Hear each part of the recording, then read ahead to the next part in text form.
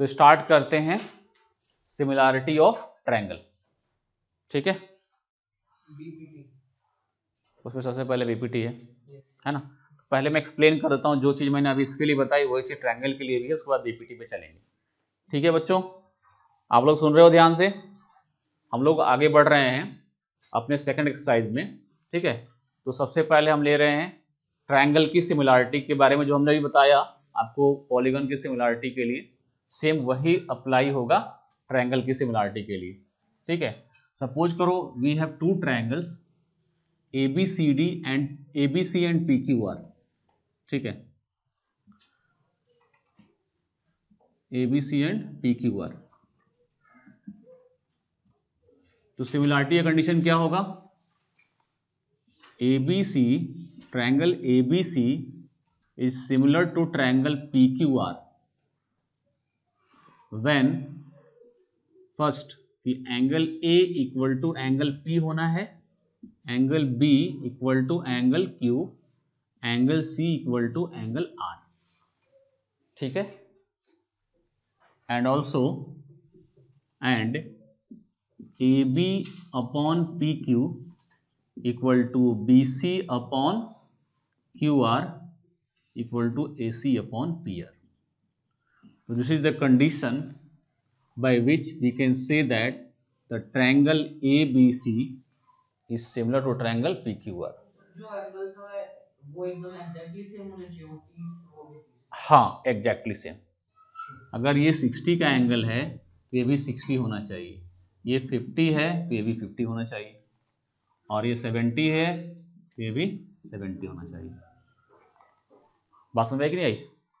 तो इस सिमिलैरिटी का मेन कंडीशन है, मतलब इस कंडीशन से हम ट्रायंगल को सिमिलर बोल सकते हैं। आगे चल के ये प्रूफ हो जाएगा कि सिर्फ एंगल को भी हम अगर इक्वल कर दें तो ट्रायंगल सिमिलर हो जाएगा। हम आगे देखेंगे इस चीज को, ठीक है। अभी हमें मेन कंडीशन में जो हमने पीछे पढ़ा था पॉलीगॉन के लिए, वही सेम कंडीशन मैंने आपको ट्रायंगल के लिए बताया, ठीक है। यहां तक कोई डाउट नहीं है किसी को?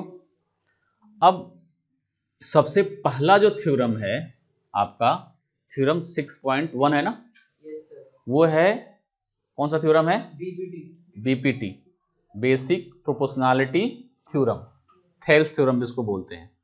तो वो मैं कई बार करा चुका हूं, फिर भी मैं दोबारा आपको आपके सामने एक बार रिवाइज करने के लिए रखता हूं, ठीक है। जिनको आता है वो कर सकते हो, जिनको नहीं आता है वो यहां पर ध्यान से देखेंगे। तो चलते हैं हम लोग बीपीटी पे, है ना। बीपीटी क्या है कि if we draw a line parallel to any side in a triangle, ठीक है, it's divide the other side in same ratio. Means अगर ये एक ट्रायंगल है ABC and E and F, EF is the line which is parallel to BC, then what? AE upon EB, AE upon EB equal to AF upon FC। ये है आपका Thales theorem या basic proportionality theorem. कई सारे questions में, मतलब जो अच्छे क्वेश्चंस है उसमें काफी फ्रिक्वेंटली यूज होता है ये थ्योरम, ठीक है। इसलिए अच्छी तरह समझना, उसको याद रखना है, ठीक है। कैसे प्रूफ करेंगे उसके लिए बताता हूं। सबसे पहले तो हम क्या लिखते हैं, गिवन। गिवन में क्या हमारे पास है कि EF जो है, पहले ये लिख लेते हैं कि in triangle ABC EF is parallel to BC, then we have to prove that ये लिखना पड़ता है आपको, ठीक है ना। ये ऐसे लिखते हैं सिंपल में, TPT लिख देते हैं, ठीक है। और इसके बाद फिर कंस्ट्रक्शन करना होता है। कंस्ट्रक्शन करेंगे यहाँ पे। कंस्ट्रक्शन कैसे करें, क्या करें? हम लोग क्या करेंगे, देखो E से एक परपेंडिकुलर डालेंगे AF पे, ED, ठीक है, या EM कर देते हैं इसको, M के फॉर्म में डालते हैं EM, और F से परपेंडिकुलर डालेंगे इस पे FN, ठीक है, और उसको ज्वाइन करेंगे BF को और EC को, ठीक है। कंस्ट्रक्शन में क्या लिख रहे हैं हम? Draw EM perpendicular to AF है ना, and FN perpendicular to AE, join EC and FB।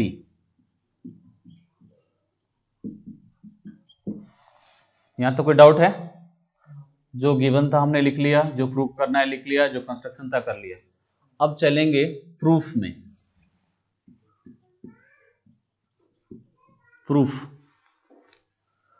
Proof में सबसे पहले हम लेते हैं, हमें लाना क्या है, AE अपॉन EB चाहिए, है ना, AE अपॉन EB। तो हम ट्रायंगल सिलेक्ट करते हैं, एक ट्रायंगल लेते हैं AEF और दूसरा लेते हैं हम FEB। तो हमें EB भी मिल जाएगा और AE भी मिल जाएगा। तो AEF ले रहे हैं, एक AEF का एरिया लिख रहे हैं, area of triangle AEF। AEF का एरिया क्या होगा, AEF का half into base into height होता है area, half into base into height. किसी भी ट्रायंगल का एरिया का फॉर्मूला होता है ना, half into base into height.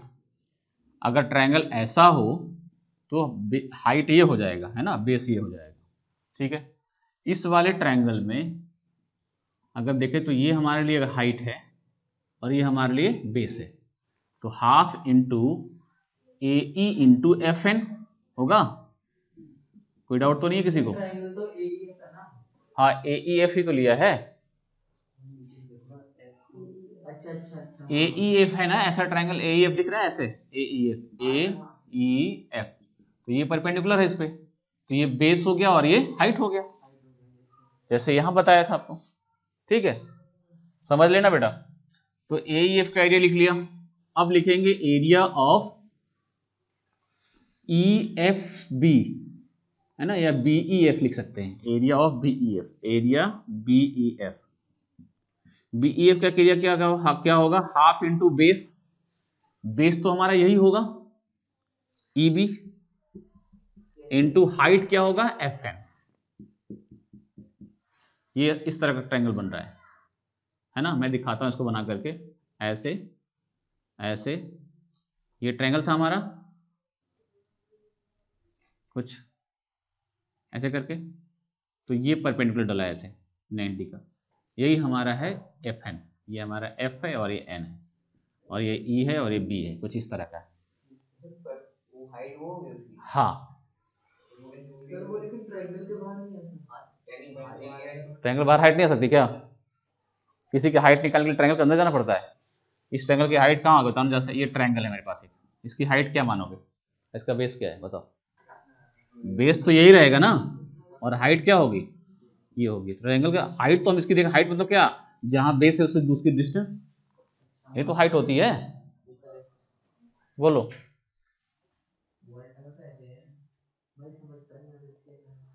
तो ये हाइट हो गई, ठीक है बेटा, कोई डाउट तो नहीं है? तो यहां से रेशियो निकालें इन दोनों का, क्योंकि हमें लेना है पहले AE को ऊपर EB को नीचे, AE इसको ऊपर लेंगे, ये 1 है इक्वेशन, ये 2 है, तो इक्वेशन 1 डिवाइडेड बाय इक्वेशन 2 किया हमने, तो हमें क्या मिलेगा, area AEF upon area BEF, ठीक है। ये तो हाफ ऊपर है, half into AE into FN upon half into EB into FN, और FN तो कैंसिल हो गया, और हाफ हाफ कैंसिल हो गया, तो क्या आ गया, AE upon EB। AE upon EB की वैल्यू मिल गई area AEF upon area BEF। तो हमें पहला इक्वेशन यहां से तीसरा इक्वेशन मिल चुका है। अब यही काम करेंगे, अभी हमने AE और EB को कंसंट्रेट किया था, अब इधर लेके करेंगे, ठीक है। तो इस बार क्या लेंगे, CEF लेंगे और FEA लेंगे, वही ट्रायंगल लेंगे, ठीक है। तो अगेन यहां पे मैं करता हूं मिटा करके इस पोर्शन को, यहां पे, ठीक है। तो हमने लिया triangle, again area area of AEF को फिर ले रहे हैं AEF को। तो इस बार हमने क्या लिया, इसको बेस माना और इसको परपेंडिकुलर माना। इधर पहले इसको बेस माना था, इसको परपेंडिकुलर माना था, इस बार बेस इसको ले रहे हैं क्योंकि ये भी तो 90 का एंगल है, यहाँ पर परपेंडिकुलर है। तो हाफ इंटू बेस कितना हो जाएगा, AF इंटू क्या हो जाएगा, EM, हुआ कि नहीं होगा। और फिर ले रहे हैं एरिया ऑफ ट्रायंगल EFC या CEF। CEF का ये क्या होगा, हाफ इंटू बेस तो FC बन जाएगा और हाइट क्या हो जाएगा, EM। कोई डाउट तो नहीं है। इक्वेशन 3 तक हो चुका था, इक्वेशन नंबर 4 हो गया और ये 5 हो गया, ठीक है। तो इक्वेशन 4 को हम 5 से डिवाइड कर रहे हैं, तो क्या बन जाएगा, डायरेक्ट कर रहा हूं इस बार क्योंकि यहाँ पे हमने कैंसिल करके दिखा दिया आपको, तो ऐसे ही कैंसिल होगा और क्या बनेगा, area AEF upon area CEF equal to, अब ये कैंसिल क्या आएगा, EM तो कैंसिल होगा और हाफ ऑफ कैंसिल क्या हो जाएगा, AF upon FC। EM cancel हो गया और हाफ भी कैंसिल हो गया, क्या बच गया, AF अपॉन FC, जो यहाँ पर लिख दिया हमने। दिस इज इक्वेशन नंबर 4, 5, 6 हो गया ना, 6। अब हमें इन दोनों को क्योंकि हमें AE upon EB equal to AF upon FC लाना है, तो हम कैसे इक्वल लिख सकते हैं, अगर ये दोनों का LHS इक्वल हो जाए तो दोनों का RHS अपने आप इक्वल हो जाएगा। लेकिन LHS में क्या देखते हैं कि यहाँ पर AEF है, यहाँ भी AEF है, लेकिन नीचे में क्या है, यहाँ पर CEF है, यहाँ पर BEF है। अगर दोनों जगह CEF हो जाता तो हमारा काम बन जाता, या दोनों जगह BF हो जाता तो होगा, क्यों होगा,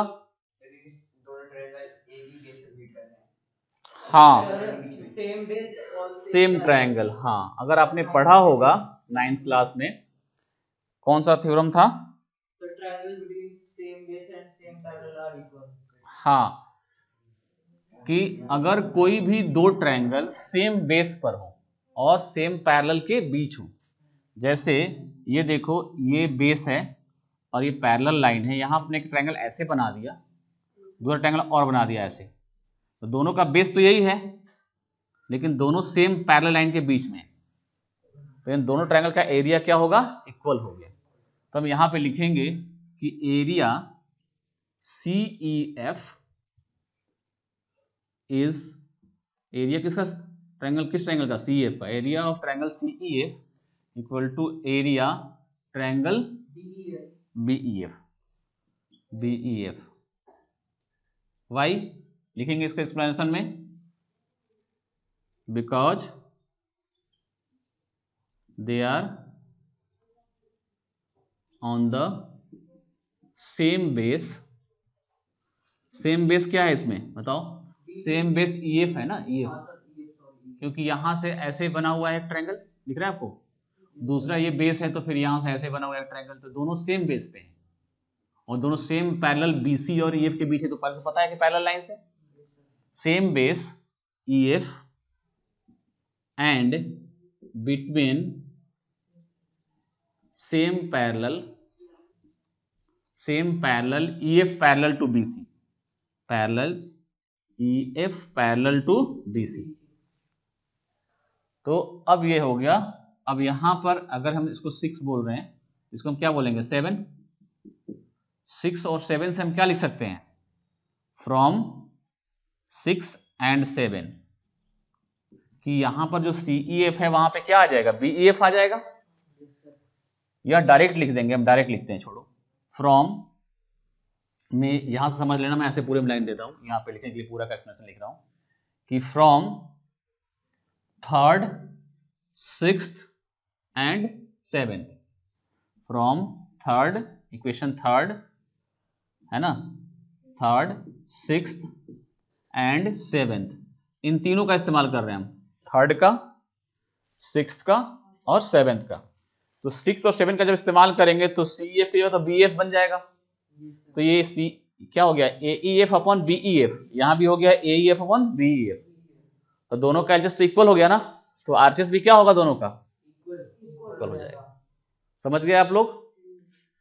क्योंकि इसका LHS और इसका HCl दोनों का LHS इक्वल हो जाएगा, तो फिर ये दोनों का RHS भी इक्वल होगा। तो from third, sixth and seventh we can write what, we can write AE upon EB equal to AF upon FC। ठीक है ना, AF अपॉन FC था, FC, ठीक है। तो इसी तरह दूसरे साइड्स के लिए भी हम प्रूव कर सकते हैं।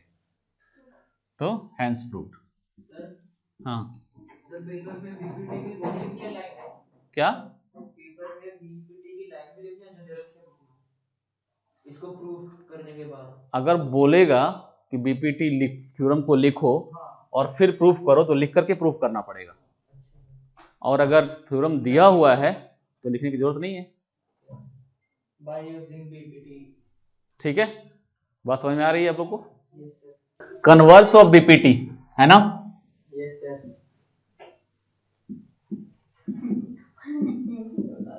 इस पे क्वेश्चंस करेंगे, ठीक है। और मैं वही क्वेश्चन करूंगा जितनी आपकी जरूरत है, ठीक है ना, मतलब जो नए क्वेश्चंस हैं या फिर जहां से आपको सीखने को मिलेगा। एनसीईआरटी के बाकी सारे क्वेश्चन खुद ही करने पड़ेंगे आपको, क्योंकि सिर्फ एनसीईआरटी 10 बार नहीं करेंगे, पहले भी 2 बार कर चुके हैं हम लोग, ठीक है। तो हम लोग अच्छे क्वेश्चंस करेंगे, फिर एनसीईआरटी से भी अच्छे क्वेश्चंस लेंगे हम, ठीक है, जहां से आपको सीखने को मिलेगा कुछ। तो कन्वर्स ऑफ बीपीटी क्या है, ठीक जो हमने अभी बीपीटी को किया, थ्योरम किया, उसी थ्योरम का कन्वर्स मीन्स वहां पे क्या था कि अगर हम कोई लाइन ड्रॉ करते हैं थर्ड साइड के किसी भी साइड के पैरेलल, तो वो साइड को सेम रेशियो में डिवाइड करती है। यहाँ ठीक उल्टा है कि यहाँ पर लाइन जो है वो डिवाइड कर रही है सेम रेशियो में, मीन्स यहाँ पर गिवन क्या है कि ये ट्रायंगल ABC है और EF ये एक लाइन है, वो इस तरह से डिवाइड कर रही है दोनों साइड्स को कि AE upon EF, AE upon EB equal to AE upon EC। जो हमने प्रूफ किया था वो यहाँ गिवन है। ओ यहाँ भी लिख दिया क्या, FC, ठीक है। यहाँ पर हमें क्या गिवन है कि रेशियो इक्वल है, AE upon EB equal to AF upon FC, और प्रूफ करना है क्या कि आपको EF जो है पैरेलल है BC, है ना। तो सबसे पहले गिवन जो कि हमने लिख लिया है यहाँ पे, है ना, इन ट्रायंगल ABC, ये हमारे पास गिवन है। अब क्या करना है TPT, कि हमें क्या प्रूफ करना है, प्रूफ करना है EF पैरेलल टू BC, ठीक है। फिर क्या करते थे, कंस्ट्रक्शन, है ना, और फिर करते थे प्रूफ, है ना। यहाँ कंस्ट्रक्शन क्या करना है वो बता देता हूं आपको। सबसे पहले यहाँ सपोज करना है कि यहाँ जो मेथड यूज कर रहे हैं उस मेथड का नाम है कॉन्ट्राडिक्शन मेथड, है ना, कुछ कॉन्ट्राडिक्शन मेथड टाइप का ही है ना। तो आपको सपोज करना है कि EF पैरेलल BC के नहीं है, ठीक है, ऐसा सपोज करना है कि let EF not parallel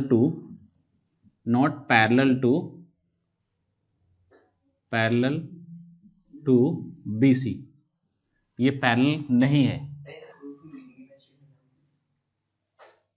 construct करने जा रहे हैं इसमें। So we draw EF dash parallel to BC।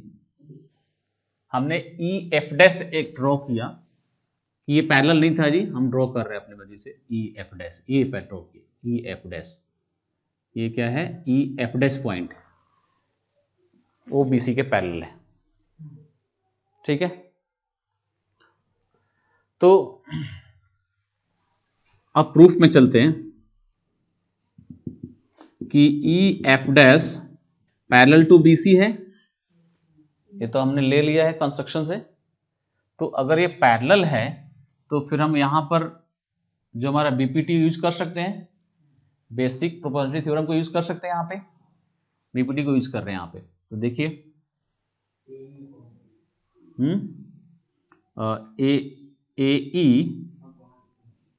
A upon E B equal to A F dash upon F dash C होगा। A E upon E B equal to A F dash upon F dash C by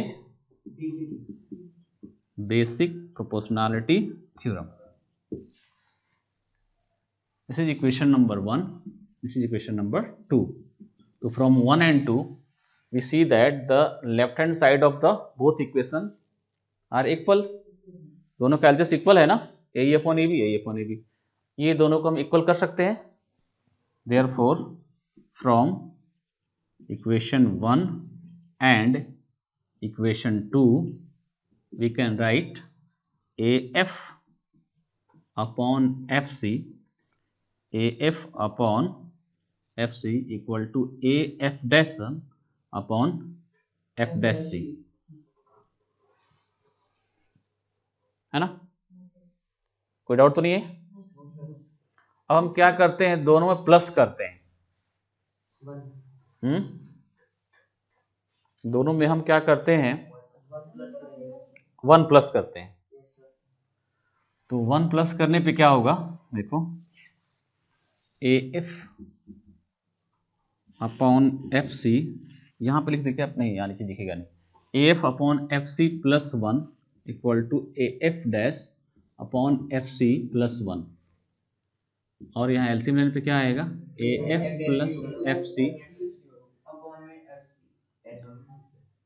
upon FC is equal to AF dash plus F dash C upon F dash C।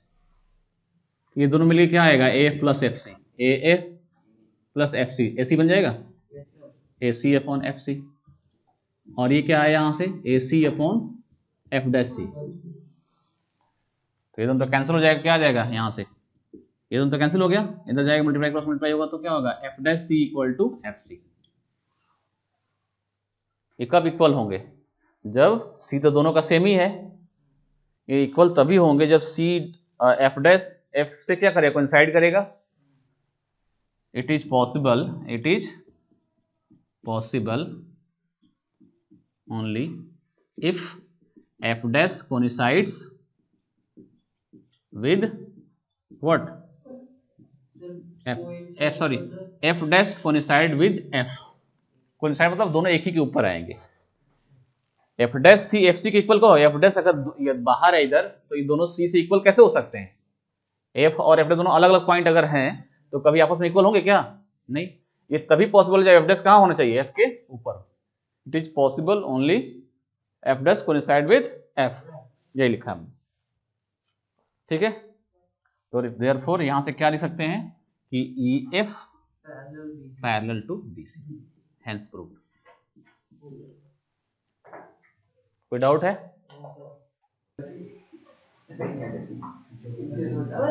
Example number 2, 6.2, example number 2, example 2,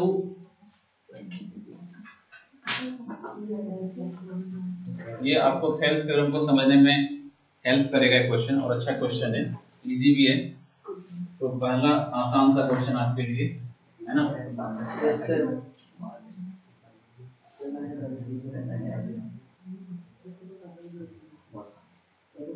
A B C D और EF point है, AB के parallel,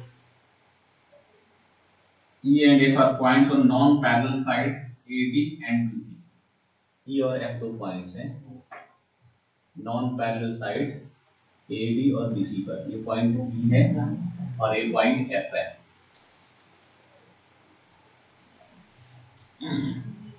Such that EF is parallel to AB, EF जो है AB के parallel है। आपके पास given क्या क्या है, मैं लिख देता हूँ एक बार फिर मैं, AB पैरेलल टू BC, आपको गिवन है AB, ये ABCD ट्राइमेट्रिज्म है ना, ABCD is a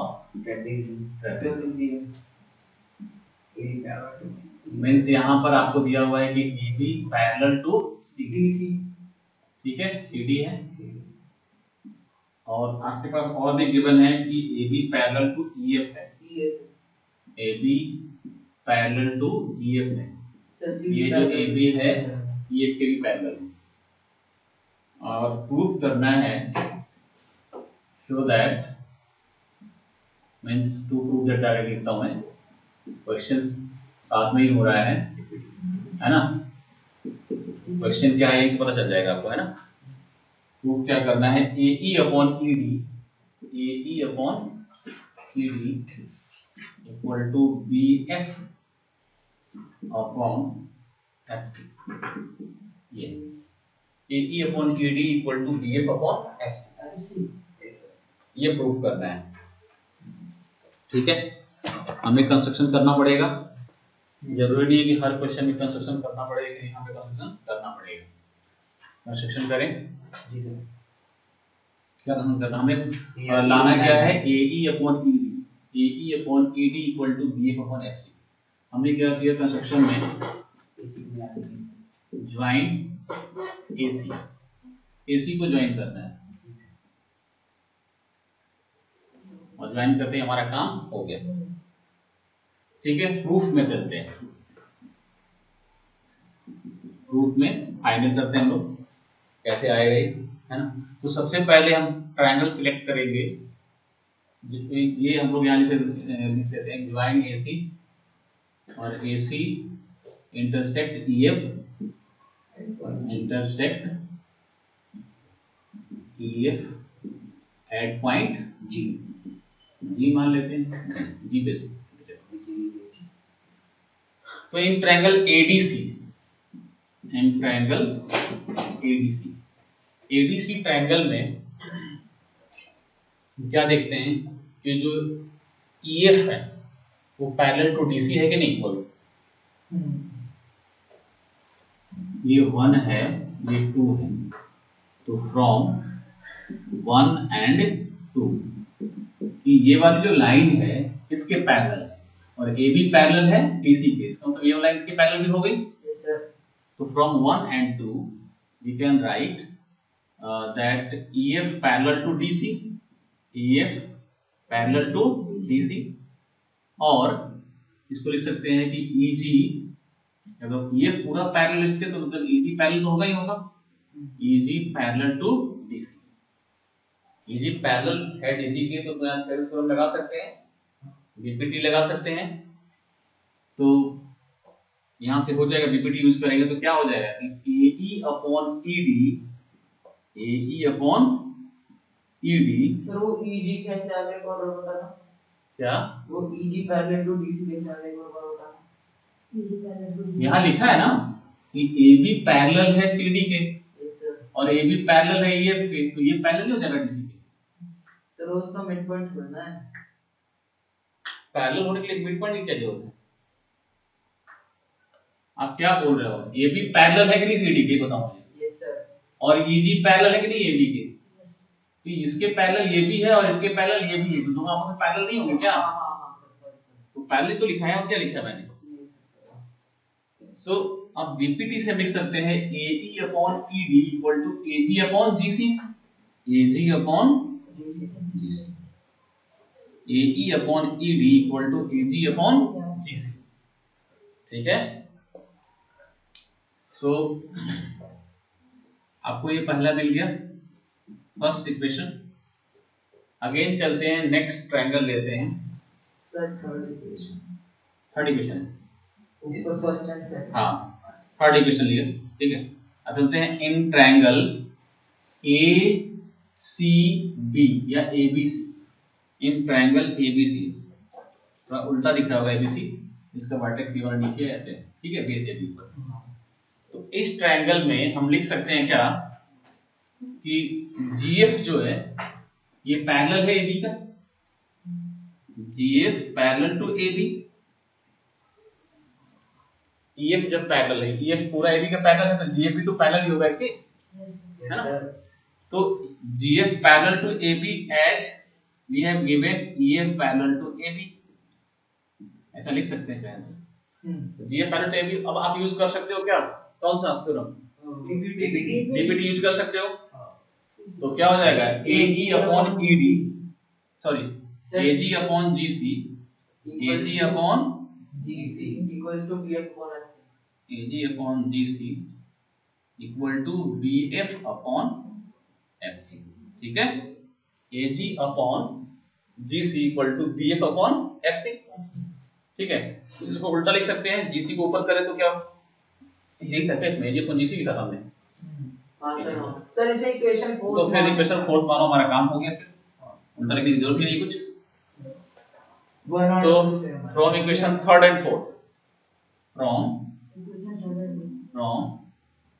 equation third and fourth क्या हो जाएगा, AG अपॉन GC दोनों साइड से कट जाएगा, AE upon ED is equal to BF upon, ये दोनों का इसका LHS इसका RHS इक्वल, इसका LHS इसका RHS इक्वल है, ये दोनों आपस में क्या हो जाएंगे, इक्वल हो जाएंगे। कोई वेटिंग रूम में वेटिंग में कौन है, सक्षम से मैंने वो माइक लगाई नहीं है, तो साउंड कितनी क्लियर गई नहीं गई।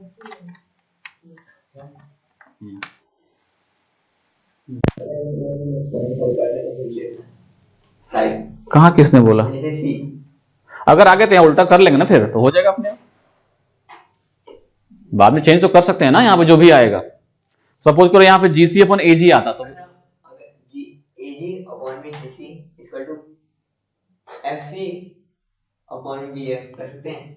क्यों, अब उल्टा दिस अपॉन दिस करोगे, फिर यहाँ दिस अपॉन दिस करोगे कि यही करोगे। अच्छा हाँ, जैसे लेंगे यहाँ पे वैसे ही तो लेंगे ना दूसरे साइड में भी। नहीं मतलब अगर आपने AG अपॉन GC लिया तो BF अपॉन FC लेंगे ना, ऐसे थोड़ी कर देंगे AG upon GC equal to CF upon BF, उल्टा थोड़ी कर देंगे ऐसे। उसके लिए अगर आप CG लेते हैं पहले अपॉन AG लेते हैं तो फिर वैसे लेंगे वहां पे, ठीक है। तो from equation third and fourth we can write what, we can write AE upon ED equal to BF upon FC, ठीक है, यही प्रूव करना था ना, हेंस प्रूव्ड।